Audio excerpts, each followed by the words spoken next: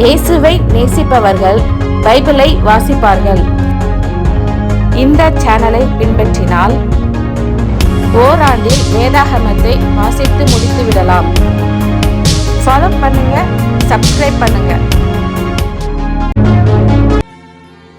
2 ராஜாக்கள் 23ஆம் அதிகாரம். அப்பொழுது ராஜா யூதாவிலும் எருசலேமிலும் இருந்த மூப்பரையெல்லாம் அழைப்பித்தான்.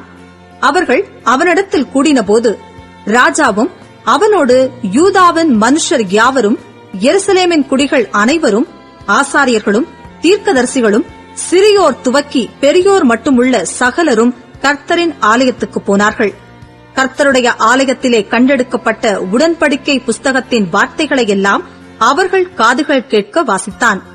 அப்பொழுது ராஜா தூண் அருகே நின்று கர்த்தரை பின்பற்றி நடக்கவும், அவருடைய கற்பனைகளையும் அவருடைய சாட்சிகளையும் அவருடைய கட்டளைகளையும் முழு இருதயத்தோடும் முழு ஆத்துமாவோடும் கைக்கொள்ளவும், அந்த புஸ்தகத்தில் எழுதியிருக்கிற அந்த உடன்படிக்கையின் வார்த்தைகளை நிறைவேற்றவும் கர்த்தருடைய சந்நிதியில் உடன்படிக்கை பண்ணினான்.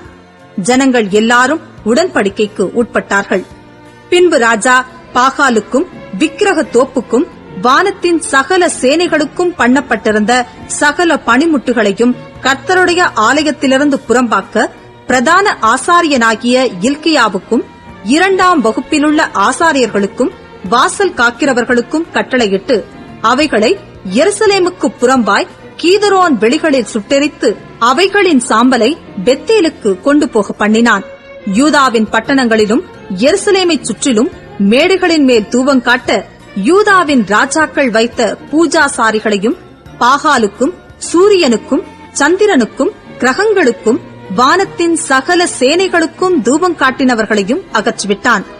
தோப்பு விக்கிரகத்தை கர்த்தரின் ஆலயத்திலிருந்து எருசலேமுக்கு புறம்பே கீதரோன் ஆற்றிற்கு கொண்டு போய் அதை கீதரோன் ஆற்று ஓரத்திலே சுட்டெரித்து அதை தூளாக்கி அந்த தூளை ஜனபுத்திரருடைய பிரேத குழிகளின் மேல் போடுவித்தான்.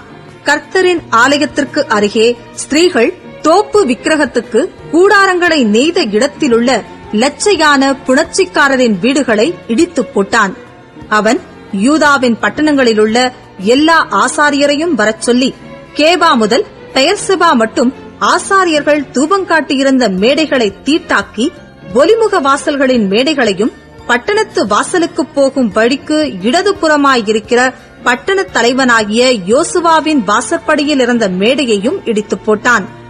மேடைகளின் ஆசாரியர்கள் எருசலேமில் இருக்கிற கர்த்தருடைய பலிப்பீடத்தின் மேல் பலியிடாமல் தங்கள் சகோதரருக்குள்ளே புளிப்பில்லாத அப்பங்களை புசிக்கிறதற்கு மாத்திரம் உத்தாரம் பெற்றார்கள்.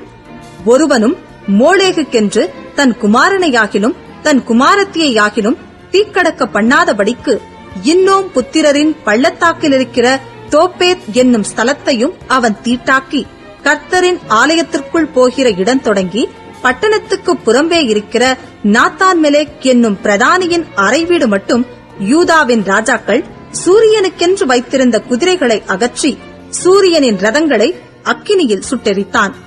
யூதாவின் ராஜாக்கள் உண்டாக்கினதும் ஆகாசுடைய மேல் வீட்டில் இருந்ததுமான பலிப்பீடங்களையும் மனாசே கர்த்தருடைய ஆலயத்தின் 2 பிரகாரங்களிலும் உண்டாக்கின பலிப்பீடங்களையும் ராஜா இடித்து அவைகளின் தூளை அங்கே இருந்து எடுத்து கீதரோன் ஆற்றில் கொட்டினான். எருசலேமுக்கு எதிரே இருக்கிற நாசமலையின் வலது புறத்தில் இஸ்ரவேலின் ராஜாவாகிய சாலமோன் சீதோனியரின் அருவருப்பாகிய அஸ்தரோத்திற்கும் மோவாபியரின் அருவருப்பாகிய காமோசுக்கும் அம்மோன் புத்திரரின் அருவருப்பாகிய மில்கோமுக்கும் கட்டியிருந்த மேடைகளையும் ராஜா தீட்டாக்கி சிலைகளை உடைத்து விக்கிரக தோப்புகளை நிர்மூலமாக்கி அவைகளின் ஸ்தலத்தை மனுஷரின் எலும்புகளால் நிரப்பினான். இஸ்ரவேலை பாவம் செய்ய பண்ணின நேபாத்தின் குமாரனாகிய யெரொபெயாம் பெத்தேலில் உண்டாக்கியிருந்த பலிப்பீடமும் மேடையும் ஆகிய அவ்விரண்டையும் அவன் இடித்து அந்த மேடையை சுட்டெரித்து தூளாக்கி விக்கிரக தோப்பையும் சுட்டெரித்தான். யோசியா திரும்பி பார்க்கிறபோது அங்கே அந்த மலையில் இருக்கிற கல்லறைகளைக் கண்டு ஆட்களை அனுப்பி அந்த கல்லறைகளிலுள்ள எலும்புகளை எடுத்து வரச் செய்து, இப்படி நடக்கும் என்று தேவனுடைய மனுஷன் கூறின கர்த்தருடைய வார்த்தையின்படியே அவைகளை அந்த பலிபீடத்தின் மேல் சுட்டெரித்து அதை தீட்டாக்கினான். அப்பொழுது அவன், நான் காண்கிற அந்த குறிப்படையாளம் என்ன என்று கேட்டதற்கு அந்த பட்டணத்து மனுஷர், அது யூதாவிலிருந்து வந்து, நீர் செய்த இந்த கிரியைகளை பெத்தேலின் பலிபீடத்திற்கு விரோதமாய் கூறி அறிவித்த தேவனுடைய மனுஷனின் கல்லறை என்றார்கள். அதற்கு அவன், இருக்கட்டும், ஒருவனும் அவன் எலும்புகளை தொட வேண்டாம் என்றான். அப்படியே அவன் எலும்புகளை சமாரியாவிலிருந்து வந்த தீர்க்கதரிசியின் எலும்புகளோடு விட்டுவிட்டார்கள். கர்த்தருக்கு கோபமுண்டாக்க இஸ்ரவேலின் ராஜாக்கள் சமாரியாவின் பட்டணங்களில் உண்டாக்கியிருந்த மேடைகளின் கோவில்களையெல்லாம் யோசியா தகர்த்து, பெத்தேலிலே தான் செய்த செய்கைகளின்படியே அவைகளுக்குச் செய்து, அவ்விடங்களில் இருக்கிற மேடைகளின் ஆசாரியர்களை எல்லாம் பலிப்பீடங்களின் மேல் கொன்று போட்டு, அவைகளின் மேல் மனுஷரின் எலும்புகளை சுட்டெரித்து எருசலேமுக்கு திரும்பினான். பின்பு ராஜா இந்த உடன்படிக்கையின் புஸ்தகத்தில் எழுதியிருக்கிறபடியே உங்கள் தேவனாகிய கர்த்தருக்கு பஸ்காவை ஆசரியுங்கள் என்று சகல ஜனங்களுக்கும் கட்டளையிட்டான்.